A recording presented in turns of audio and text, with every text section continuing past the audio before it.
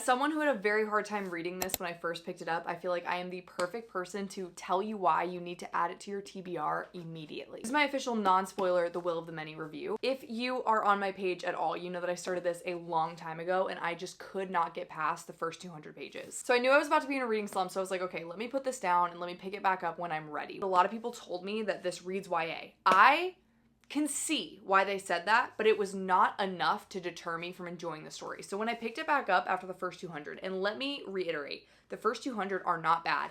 It grips you from the beginning.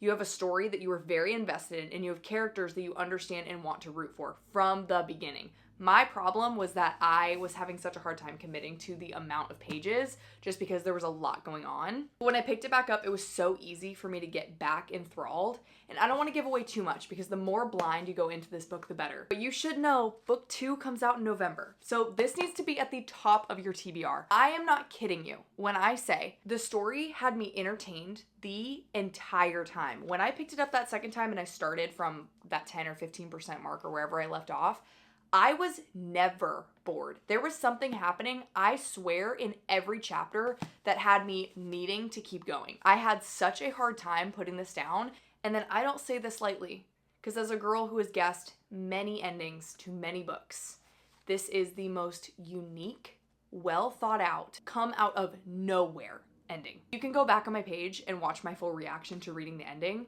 because it leaves you on such an insane cliffhanger, but even more so, you were just left with so many questions. The fact that book 2 comes out so soon is, I'm just saying it's the perfect time to read it, because then you didn't have to wait as long as the rest of us, or as long as I have to freaking wait to find out what the heck the last 5 pages means. A lot of people compare this to Red Rising, and I don't think that that's accurate. I am a big Red Rising fan, obviously. And while I can totally see the like schooling aspect of this being similar and somebody going in from the outside trying to take over something, it really is quite different. There are not many similarities that I would pull from Red Rising. If you're a big Red Rising fan and that has deterred you because you're like, oh, I don't want to read something that's exactly the same as my favorite book, don't worry, because I was a little concerned about that too, and it is a story in and of its own, and it is a world that I cannot wait to explore more into.